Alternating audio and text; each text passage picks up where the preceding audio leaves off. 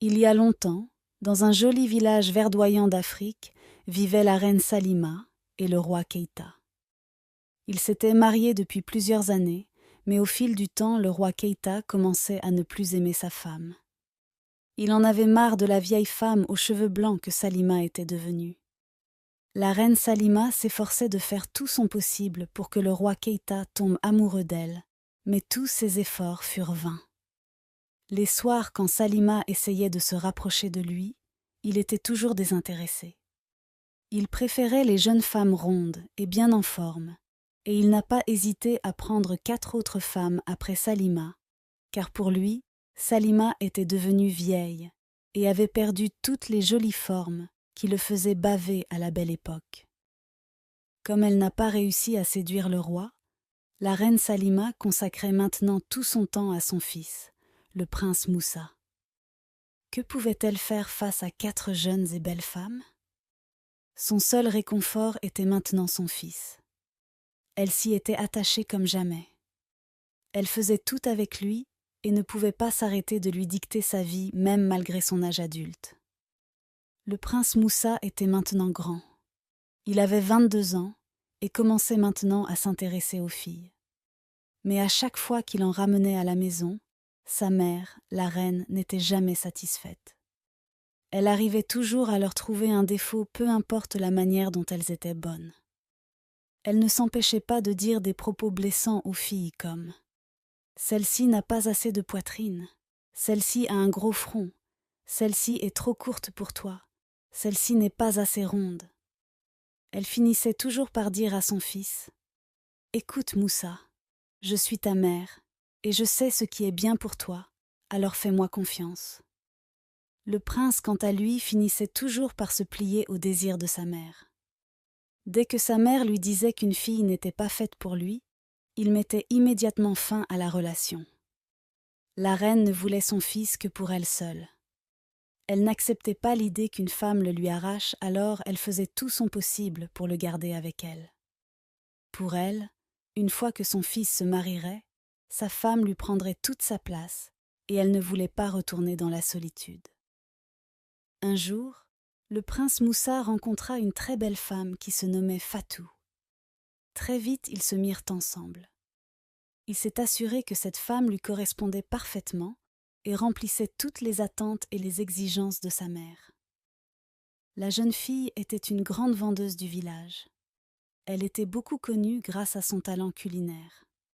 Ce n'était pas tout. Elle était aussi d'une beauté incroyable et d'une gentillesse inimaginable. C'était une fille très respectueuse. 3 mois passèrent et le prince Moussa décida enfin de présenter Fatou à sa mère. Le jour J était enfin arrivé. Le prince Moussa emmena Fatou chez sa mère. Dès qu'elle vit la reine Salima, Fatou se mit aussitôt à genoux. La reine marmonna quelque chose, et on pouvait lire aussi dans son regard un certain mécontentement. Elle se disait intérieurement que son fils avait encore emmené une de ses copines.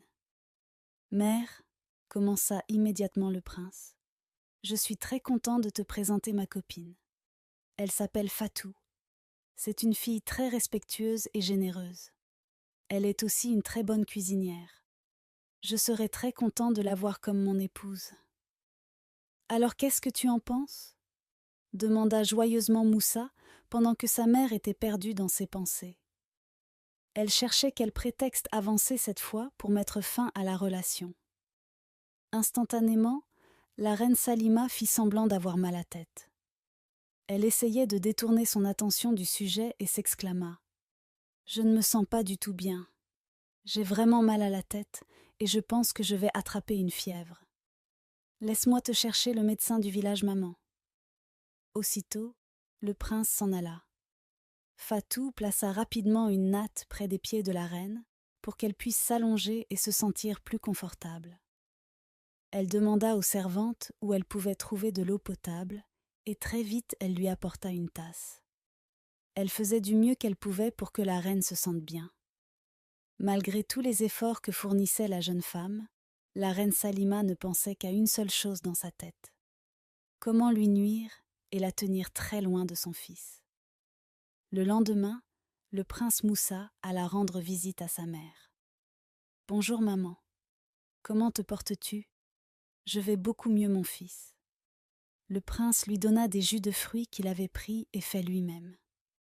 Dès que Moussa voulut rentrer chez lui, sa mère l'interpella. « Je voudrais te parler de quelque chose, Moussa, dit-elle. »« Qu'y a-t-il, mère » demanda Moussa. Sa mère lui répondit alors. « C'est à propos de la jeune fille que tu as amenée hier. Tu ne peux pas l'épouser, mon fils. »« Mais pourquoi, maman ? Qu'est-ce qui pourrait m'empêcher de l'épouser » demanda-t-il tout confus.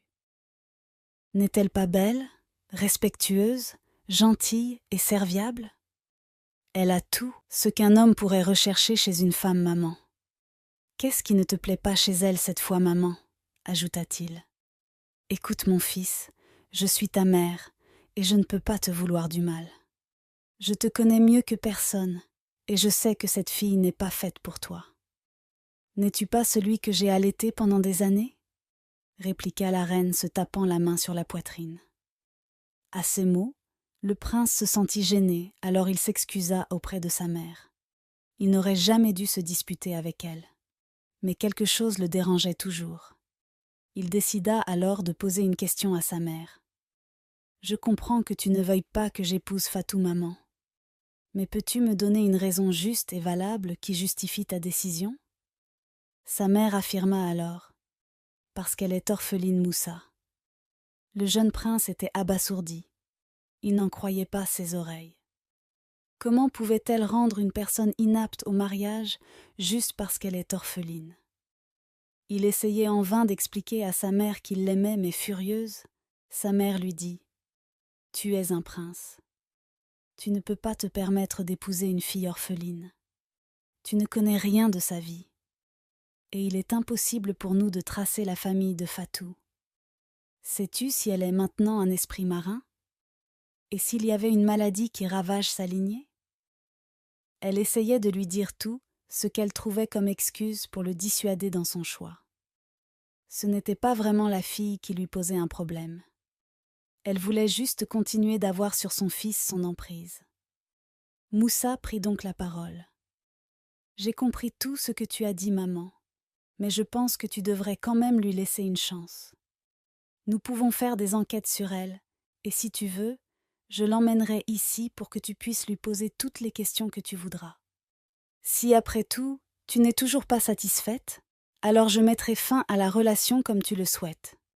Mais nous ne pouvons pas prendre aussi rapidement des décisions sans preuve. » Malgré le fait que la reine n'était pas d'accord, elle ne pouvait pas refuser. Elle décida alors de lui laisser une chance. Le prince Moussa emmena alors Fatou chez sa mère un jour et les questions explosèrent. « Fatou, je suis une femme assez crue et beaucoup de personnes le savent. Alors je ne vais pas aller par 4 chemins pour te dire la raison de ma venue ici aujourd'hui. Je pense qu'un mariage entre toi et mon fils ne serait pas possible. »« Mais pourquoi, ma reine ? » demanda Fatou toute perdue. « Eh bien, mon fils ne peut pas t'épouser parce que tu es orpheline. Nous ne pouvons pas tracer ta lignée. Un prince comme mon fils ne peut donc pas épouser une fille comme toi. » Fatou éclata en sanglots. Le prince, quant à lui, ne savait que faire. Il craignait trop de réprimander sa mère, alors il essayait juste de consoler Fatou. « Comment peux-tu dire des choses aussi blessantes devant moi ? Je n'arrive pas à y croire que tu puisses aller jusqu'au point d'utiliser la mort de mes parents pour non seulement me rappeler de tristes souvenirs, mais aussi pour m'interdire d'épouser le prince parce que tu ne veux pas de moi pour ton fils, » ajouta-t-elle. Salima cherchait en elle comment lui répondre. « Écoute, Fatou, mon fils est un prince. Ce n'est pas un homme qu'on rencontre au hasard tous les jours dans la rue. Il est impossible que je le laisse épouser une fille aussi banale que toi. » En colère et dégoûtée, la jeune fille se leva brusquement, et alors qu'elle était sur le point de s'en aller, elle fit face à la reine et lui lança à la figure. « Je ne peux pas juste m'en aller comme ça sans te dire ce que je pense réellement de toi. Mon nom est Fatou Bissola. Je suis la princesse du royaume d'Ochita. Je suis orpheline parce que mon village a malheureusement fait face à une guerre qui l'a anéantie et qui m'a également arraché mes parents. Si ce n'étaient ces moments désagréables, des gens comme toi n'auraient pas le plaisir de me blesser avec des mots, finit-elle par dire, le visage déjà complètement trempé par les larmes. La reine Salima et le prince furent surpris face à cette révélation. Beaucoup de personnes m'ont fait part de ta façon de te conduire face aux prétendantes de ton fils, mais je n'y croyais pas. Puisque tu tiens autant à lui, je te suggère alors de l'épouser toi-même. Arrête de te cacher derrière l'idée que tu lui veux une femme parfaite, déclara Fatou avant de s'en aller. Donc c'est parce qu'elle est une princesse qu'elle a l'audace de me parler ainsi avec autant d'impolitesse? Tu vois ce que je te disais, Moussa? Cette fille ne peut pas être ta femme. Elle a trop de caractère, dit amèrement la reine. Je pense que tu as été un peu trop sévère avec elle, maman, reprit le prince. Je dois la rejoindre. Sans attendre la réponse de sa mère, il courut dehors pour rencontrer Fatou. Malgré les efforts du prince, il n'a pas réussi à la rattraper, alors il décida de se rendre chez elle à la maison, mais elle n'y était pas. Il l'attendait de l'après-midi jusqu'au soir. Plusieurs heures écoulées, et Fatou rentra finalement chez elle. Elle était surprise de voir le prince à sa porte. « Mais que fais-tu ici, Moussa » demanda-t-elle durement. « Pourquoi es-tu aussi dur avec moi, Fatou? N'es-tu pas contente que je sois venue te voir? Écoute, Moussa, tu étais présent et tu as bien écouté tout ce que ta mère m'a dit sans un mot. Elle a été assez claire dans ses propos. Elle ne veut pas de moi pour son fils. Je suis vraiment désolée, Fatou, pour toutes les paroles blessantes que ma mère t'a dit, commença le prince. S'il te plaît, laisse-moi juste entrer afin que nous puissions tous les deux mieux en discuter, supplia Moussa. Tu n'es plus le bienvenu. C'est tout ce qu'elle réussit à dire quand une envie de vomir la saisit. Elle se mit sur le côté pour satisfaire son besoin. Le prince essaya de l'aider, mais elle le repoussa. Elle ne cessait de vomir et se sentait très faible et légère. Le prince Moussa dut l'emmener à l'intérieur. Il lui apporta de l'eau, changea ses vêtements et resta près d'elle cette nuit-là. Le lendemain, il fit appel au médecin du village qui leur annonça que Fatou était enceinte. Fatou était brisée. Elle devra maintenant porter l'enfant d'un homme qu'elle ne pouvait même pas épouser. Elle était triste. Moussa, quant à lui, était fou de joie, une joie que Fatou avait du mal à comprendre. « Comment se fait-il que tu sois si heureux? As-tu oublié que ta mère ne veut pas nous voir ensemble? » « Écoute, Fatou, commença Moussa. C'est une excellente nouvelle. Je ne peux pas m'empêcher d'être en joie. Pour ma mère, ne t'en fais pas. Ce bébé est un bébé royal, et ma mère sait très bien qu'il ne pourra qu'appartenir à la royauté. » Malgré les mots du prince, Fatou était toujours dérangée dans sa tête.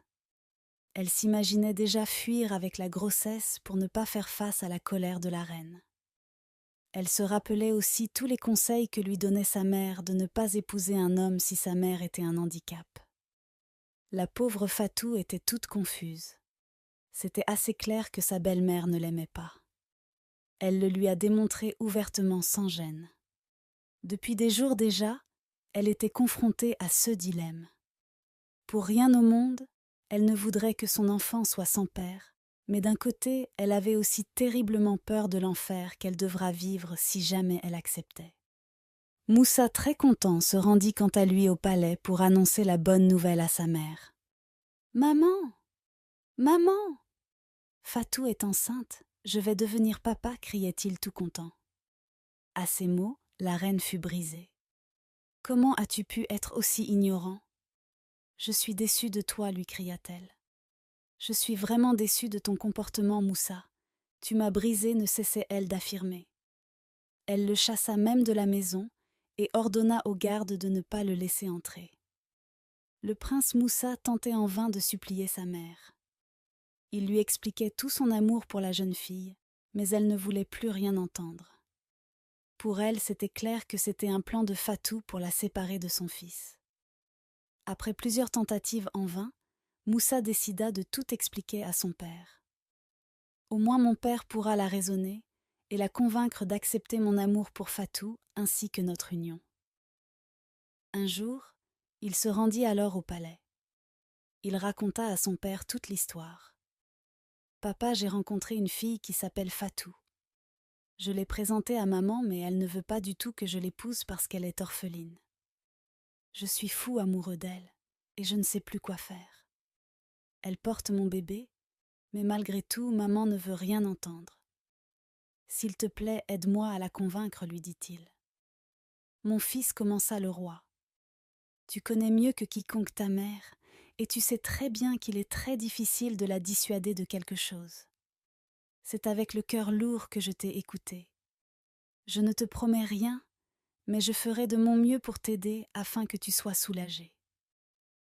Le roi convoqua alors les sages du village et invita aussi sa femme, la reine Salima.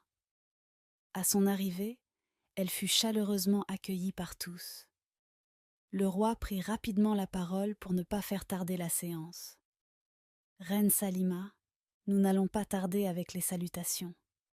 Si tu es ici, c'est parce que nous voulons te parler de quelque chose de très important. Notre fils Moussa m'a fait part de son inquiétude. Il m'a avoué qu'il était tombé amoureux de Fatou, mais que tu n'es pas très consentante. Je te prie de revoir ta décision parce que je sais que si Moussa est heureux, tu le seras aussi. Reconsidère sa demande et donne-leur une chance de vivre leur amour. Elle finit par accepter vu les supplices de son mari, mais elle savait bien au fond d'elle que ce n'étaient que des paroles en l'air. Elle allait faire vivre à Fatou l'enfer. Comme elle ne veut pas s'éloigner de mon fils, et elle préfère s'obstiner dans sa décision, je lui ferai voir de toutes les couleurs, se disait-elle. Les préparatifs s'annonçaient maintenant pour le mariage. La reine imaginait dans sa tête un plan pour saboter le mariage. Elle voulut faire croire à Fatou qu'elle était désolée de tout. Désolée de tout ce qu'elle lui avait dit, afin de regagner sa confiance pour mieux faire fonctionner son plan. Elle se rendit alors chez elle, et avec des larmes aux yeux s'excusa pour toute sa méchanceté envers elle. Elle lui faisait croire qu'elle avait changé et qu'elle acceptait à présent leur mariage. Fatou était un peu sur la réserve. Elle n'était pas satisfaite de ce geste soudain de la reine Salima, mais elle décida quand même de lui donner une deuxième chance. Après tout le monde pouvait faire des erreurs, et tout le monde a droit à une seconde chance, pensa-t-elle. Les deux femmes se prirent donc dans les bras. Quelques jours avant le mariage, la reine Salima proposa à Fatou de lui céder une grande partie de son appartement afin qu'elle soit plus confortable et apte à préparer davantage son mariage. Au début, Fatou ne voulait pas du tout accepter son offre. C'est le prince qui l'emmena à accepter. Si tu refuses, alors je l'interpréterai comme une poursuite dans ta colère contre ma mère. C'est une offre assez raisonnable qu'elle te propose, alors il n'y a pas de raison autre que tu ne l'acceptes. Elle finit par s'installer au palais 2 jours avant le mariage. Elle fut bien accueillie par la reine Salima, ainsi que tous les autres serviteurs. La reine lui proposa même de lui montrer sa robe de mariage en guise de geste affectueux. Fatou avait du mal au début à trouver une robe qui lui convenait parfaitement. Elle trouva finalement cette robe longue recouverte de belles pierres et de dentelles qui la mettaient en valeur et lui allait comme une princesse. Lorsque la reine Salima vit la robe, elle faisait semblant d'être très contente pour elle. « Waouh !» s'exclama-t-elle. « Ta robe te va magnifiquement bien. » Elle l'arrosa de compliments non sincères, car elle savait au fond d'elle que son plan fonctionnait à merveille. Fatou, elle, innocente, était toute contente. Elle était très heureuse de voir enfin sa belle-mère l'accepter véritablement. Elle rangea donc à nouveau sa robe dans le placard d'une des chambres. Pendant ce temps, la reine Salima, qui souriait discrètement et méchamment, se disait dans sa tête : « Mon plan fonctionne comme sur des roulettes. » Tard dans la nuit avant le mariage, elle se glissa doucement dans la chambre où se trouvait la robe de Fatou. Elle ouvrit délicatement le placard pour ne pas faire de bruit ou réveiller qui que ce soit. Elle renversa dans la robe de l'huile rouge qu'elle avait gardée sur elle dans la robe de mariage de la jeune fille. Elle renversa tellement l'huile que la robe était irrécupérable. Elle souriait face à son travail et ne cessait de s'imaginer dans sa tête la gueule que ferait Fatou demain matin dès qu'elle verra sa robe. Elle était plus que convaincue que le mariage n'aurait pas lieu. De toute façon, elle ne pouvait pas porter une robe aussi horrible demain. En attendant que le mariage soit reporté, elle pourrait réfléchir à un plan beaucoup plus fertile. Le lendemain matin très tôt, Fatou prit sa douche et se dirigea dans la chambre. Elle fut terrifiée à la vue de la robe. Un jour qui était censé être l'un des plus beaux de sa vie se transforma soudain en cauchemar. Elle cria désespérément. « Oh mon Dieu, ma robe est gâtée !» Ces cris attirèrent l'attention de ses amies présentes. Elle avait les yeux tout rouges, à force de refouler les larmes qui menaçaient de couler. Elle, qui s'imaginait vivre son rêve, demeurait impuissante face à ce qu'elle voyait. Les personnes présentes dans la pièce furent tous choquées de voir l'état dans lequel se trouvait la robe. Elles essayaient en vain de consoler et de réconforter leur amie. Le prince Moussa fut informé de la nouvelle alors qu'il se dirigeait vers le lieu du mariage. Il se retourna, et sa mère qui était avec lui demanda ce qu'il avait alors qu'elle savait bien ce qui se passait. Elle était même la personne qui a ruiné le mariage de son fils. Il lui expliqua alors que la robe de Fatou était gâtée et qu'elle n'avait rien à se mettre pour le mariage. Dès qu'ils furent au palais, le prince Moussa se précipita vers Fatou pour la consoler. « À cette heure, je suis supposée être déjà à l'hôtel Moussa, mais ils ont détruit la robe. Pourquoi cela devrait-il m'arriver à moi ?» pleurait-elle. Dans ses pleurs, elle remarqua la silhouette de sa belle-mère à l'entrée. Celle-ci lui lança un sourire moqueur pour lui montrer qu'elle n'était personne d'autre que la personne qui lui avait joué ce sale tour. Avant que Fatou ne puisse dire quoi que ce soit, elle s'avança rapidement vers elle et s'exclama. « Quelle personne aussi diabolique a bien pu te faire une telle chose, ma chérie? Je suis tellement désolée pour toi. » Seul un monstre était capable d'une aussi grande méchanceté. Énervée, Fatou poussa tellement fort sa belle-mère au point qu'elle tomba à terre. Tout le monde dans la chambre était abasourdi. « Tu es un monstre !» cria la jeune fille. « C'est toi qui m'as fait ça. »« Mais qu'est-ce qui ne va pas chez toi, Fatou ?» demanda le prince. Il se dirigea vers sa mère pour l'aider à se relever. « Je ne suis pas folle, Moussa, » commença Fatou. « Ta mère a détruit la robe et elle le sait très bien. Que lui ai-je fait pour mériter une telle chose? Écoute-moi, Fatou. Je sais que tu es dans tous tes états actuellement parce que ta robe est détruite, mais tu n'as pas à accuser comme ça ma mère. » Pendant ce temps, la reine Salima festoyait dans son cœur.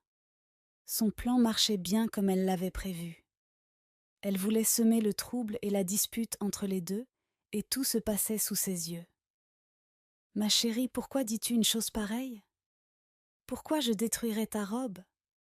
Tu sais bien que c'est moi qui t'ai accueillie ici dans le palais et que ma chambre n'est même pas proche de la tienne. Je suis complètement de l'autre côté du palais. Alors pourquoi m'accuses-tu d'une chose aussi terrible? » Tout le monde était étonné de la réaction de Fatou. Même ses amis n'étaient pas d'accord avec elle. « Elle est triste et cherche à tout prix quelqu'un à blâmer, » dit une de ses amies. En pleurs, Fatou continua.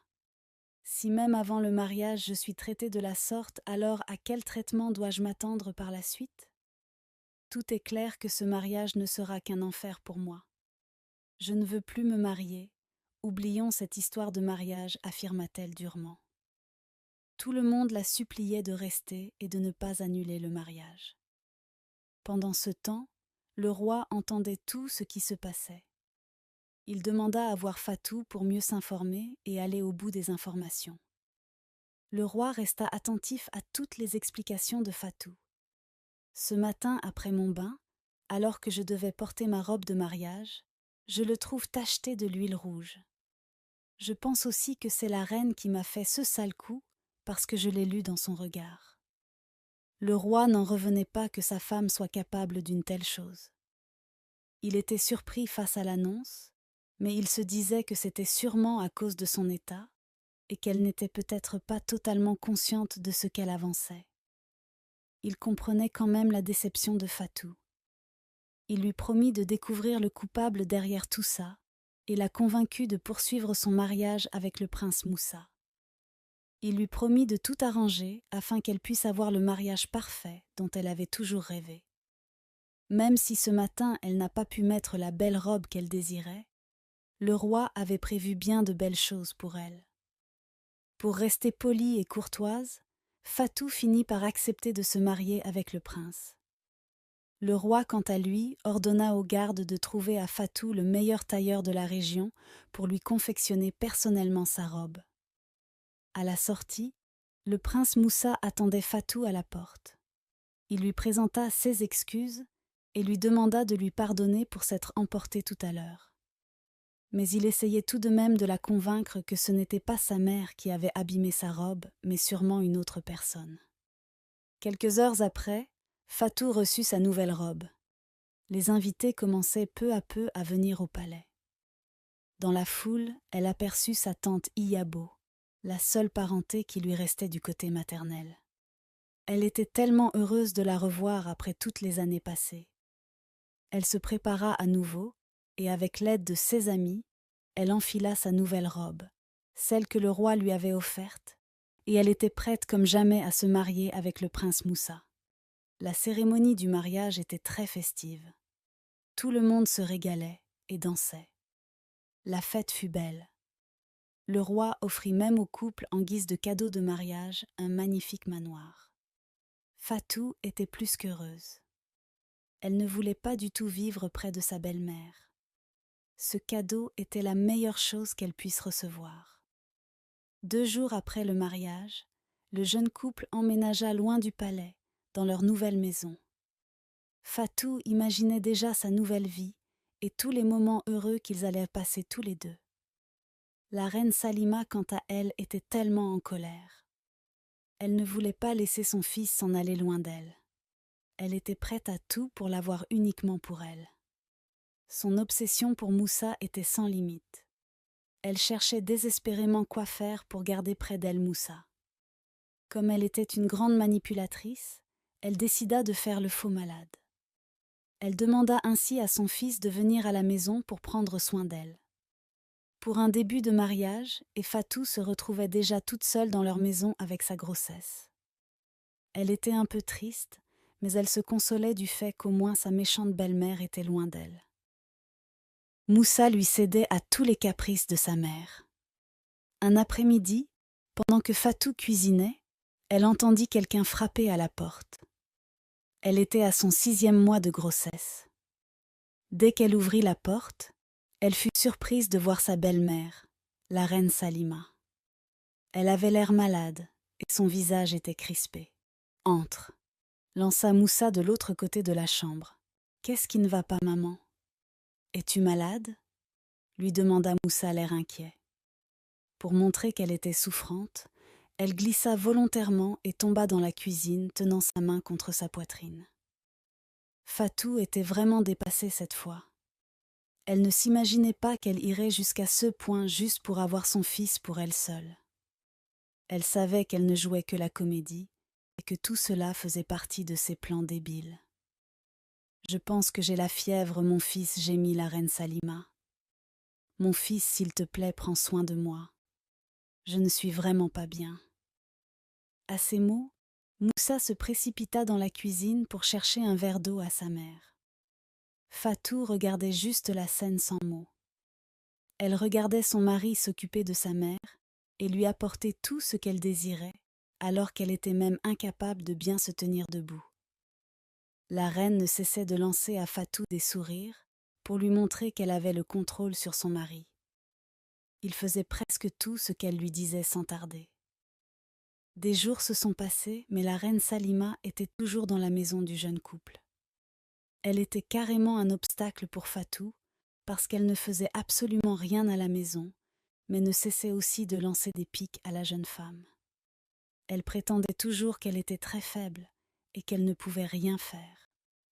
Mais comme si ça ne suffisait pas, elle exigeait que ce soit son fils qui lui apporte tous les jours son repas dans sa chambre. Quand Moussa s'y rendait, elle s'assurait de lui boucher les oreilles de conneries. Fatou ne disait toujours rien. Elle observait juste et se contentait de garder le silence. Elle ne pouvait quand même pas demander à Moussa de ne pas prendre soin de sa mère. Les jours passèrent et se transformaient maintenant en semaines. La reine Salima ne voulait plus retourner chez elle. En plus, elle devenait de plus en plus insupportable. Elle trouvait maintenant tout le temps des choses à reprocher à Fatou. Elle faisait des commentaires sur sa cuisine, lui disait qu'elle n'avait aucun goût et que sa maison n'était pas bien décorée. Elle changeait la place des meubles à son goût sans même demander l'avis de sa belle-fille. Elle faisait ce qu'elle voulait comme si elle était chez elle et personne ne pouvait le lui interdire. Elle essayait même d'avoir Moussa pour elle seule et ne lui permettait plus de rester avec son épouse. Chaque jour, c'était toujours la même chose. Elle était complètement ignorée et délaissée dans sa propre maison. Elle se sentait comme une citoyenne de seconde classe. On aurait même dit que c'était elle qui rendait visite à la reine. Son mari, tout le temps avec sa mère qui lui racontait ce qu'elle voulait, prenait toujours la défense de sa mère et lui donnait toute l'attention dont il privait sa copine. Un jour, Fatou eut assez du comportement de sa belle-mère. Elle confronta alors son mari, le suppliant de faire quelque chose et qu'elle le manipulait à sa guise. Moussa, lui, ne voyait aucun défaut à sa mère. Il dit alors : « Comment peux-tu dire une chose pareille, Fatou ? Comment peux-tu traiter ma mère de la sorte ? Que veux-tu que je fasse ? Tu sais bien que ma mère est malade et que je suis la seule personne qu'elle a pour prendre soin d'elle. C'est ma mère Fatou. Ne peux-tu pas voir cela ? » Fatou se mit à pleurer et quitta sans mot la pièce. Qu'est-ce que je pourrais maintenant dire face à ça pour qu'on ne me prenne pas pour la méchante de l'histoire ? Elle décida finalement de rester dans son coin. Le lendemain matin, la reine Salima vit Fatou en train de manger. Elle lui lança alors : « Toujours en train de manger, ça ne m'étonne pas venant de toi. C'est normal que tu sois aussi grosse, on dirait une vache. » Fatou pleurait tout le temps. Elle cherchait un moyen de mettre fin à ce cauchemar qu'elle vivait au quotidien. Sa belle-mère était la cause de tout ce qui lui arrivait. Elle se moquait d'elle, la critiquait, et par-dessus tout ne lui laissait pas la possibilité de se retrouver avec son mari malgré sa grossesse. Elle savait au fond d'elle que Moussa était un homme bien, et qu'il était juste sous l'emprise de sa mère. Fatou était maintenant à 1 mois d'accoucher. La reine Salima était fatiguée de devoir jouer chaque jour la comédie. Elle pensa alors à aller voir un sorcier du village pour jeter un sort à Fatou pour en finir. Si Fatou meurt, je pourrai vivre seule avec mon fils, et rien ne pourra m'en empêcher. Fatou est mon seul et unique obstacle. Je pense qu'il est temps d'en finir. Le matin très tôt, après que Moussa fut sorti de la maison pour ses occupations, la reine Salima se rendit chez un sorcier puissant du village. Il s'appelait Shanto. C'était un vieux sorcier très puissant qui vivait depuis 200 ans et qui était toujours en vie. Il était craint par tous les villageois. Arrivée chez le sorcier, Salima expliqua qu'elle voulait jeter un sort à sa belle-fille pour la tuer, pour que son fils revienne et vive avec elle et elle seule. Le sorcier réclama beaucoup d'argent à Salima parce qu'il savait qu'elle était la reine. Salima lui répondit : « Peu importe combien d'argent tu veux, je te donnerai. Je veux juste que tu me le fasses le plus rapidement possible et que ça reste entre toi et moi. » Shanto prit l'argent et demanda à Salima le prénom de sa belle-fille. « Elle s'appelle Fatou Bissola », répondit Salima. Le sorcier écrivit le nom de Fatou sur une feuille. Il rentra seul dans une autre pièce. Il prononça des incantations et jeta un sort à Fatou. « C'est fait, madame. Dans 3 jours, vous allez revenir me remercier », lui confia le sorcier. Salima rentra à la maison toute heureuse. « Pourquoi je n'y ai pas pensé tôt ?» se demandait-elle. La nuit de ce même jour, Fatou fit un mauvais rêve dans lequel quelqu'un lui a jeté un sort et où elle a perdu la vie avec son bébé. Elle sursauta en pleine nuit sur son lit apeuré. Tout son habit était trempé car elle avait beaucoup transpiré. Elle était seule dans la chambre car Moussa dormait avec sa maman pour veiller sur elle, parce qu'elle faisait semblant d'être malade. Elle avait tellement peur et son cœur battait tellement vite. Elle se mit rapidement à genoux et commença à prier. « Seigneur, je n'ai personne à qui me confier. Tu es la seule personne qui veille sur moi. Mes parents ne sont plus et maintenant, je crains que quelque chose m'arrive, moi et mon enfant. Je ne me sens pas en sécurité en vivant ici avec ma belle-mère. » Elle s'assied pendant un moment, en regardant son ventre et en pleurant à chaudes larmes. Puis elle continua à prier jusqu'au lendemain. Le lendemain, après avoir mangé, Salima commença à se sentir mal. Elle avait à la fois des maux de tête et des maux de ventre. Son corps était chaud et elle tremblait affreusement. Son fils Moussa, qui sentait que quelque chose n'allait pas, courut vers elle pour l'aider. « Qu'as-tu, maman ? Tout va bien ? Je viens de finir de manger la nourriture de ta femme et maintenant je me sens très mal. »« Ta femme m'a empoisonné Moussa, » répondit Salima en pleurant. Moussa était rouge de colère. Il ordonna à Fatou de sortir immédiatement de sa maison. « Comment peux-tu empoisonner ma mère, Fatou ? Comment peux-tu faire une chose pareille ? » ?»« Mais je n'ai rien fait, chérie. Je n'ai pas empoisonné ta mère, » répondit Fatou. « Sors immédiatement de ma maison, » reprit Moussa en poussant violemment Fatou. Fatou était désespérée. Elle était à 1 mois d'accoucher et elle se retrouve dehors. Elle se rendit chez sa tante Iyabo qui l'accueillit et s'occupa d'elle. Moussa prépara lui-même toutes les tisanes qu'il connaissait pour sa belle-mère, mais rien ne marchait. Le lendemain, Salima n'allait toujours pas mieux. Elle commençait même à convulser. Moussa, pris de peur, courut pour appeler un marabout du village. Le marabout arriva et révéla à Moussa que sa mère était la cause de son propre mal.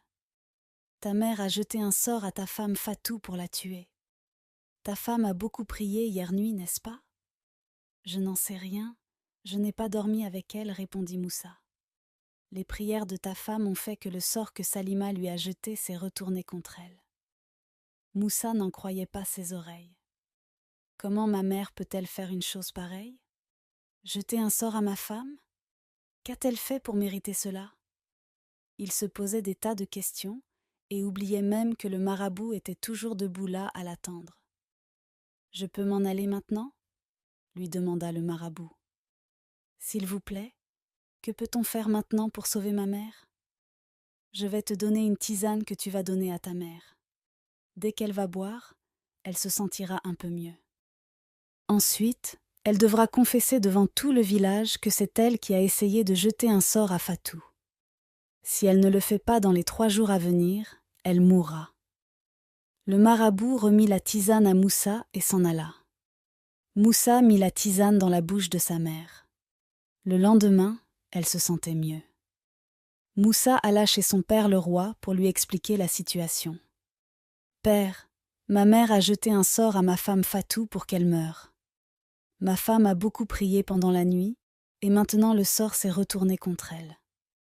Le marabout nous a dit que ma mère doit confesser cet acte ignoble devant tous les villageois, sinon elle mourra dans 3 jours. » Le roi était très étonné d'apprendre que sa femme a jeté un sort à sa belle-fille. Il envoya un garde annoncer à tous les villageois que le roi avait une rencontre à faire avec eux demain. Le lendemain, tous les villageois s'étaient rassemblés dans la cour du palais et attendaient déjà le roi. Ils se demandaient tous pour quelle raison le roi les avait convoqués, parce que cela faisait très longtemps qu'il l'avait fait. Quelques minutes plus tard, le roi arriva et s'installa. Moussa et sa mère également arrivèrent. Le roi prit la parole. « Bonjour à tous. La reine Salima a quelque chose à vous dire ce matin. Je vais la laisser parler pour ne pas perdre du temps. » La reine avança tout éhontée et commença à s'expliquer.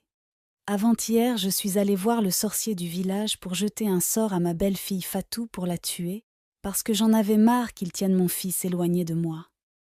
Malheureusement, le sort s'est retourné sur moi, et si je ne venais pas vous confesser cet acte aujourd'hui, j'allais mourir. » Toutes les personnes qui étaient présentes étaient choquées par ce qu'elle venait de dire.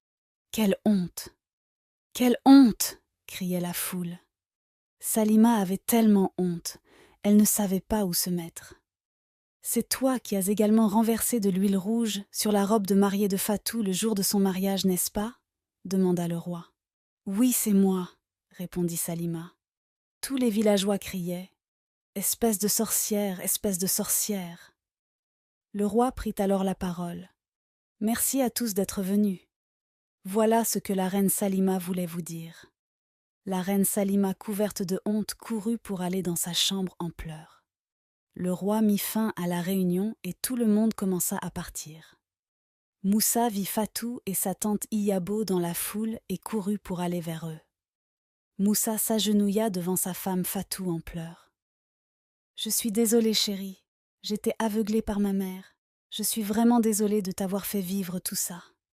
Je t'en supplie, chérie.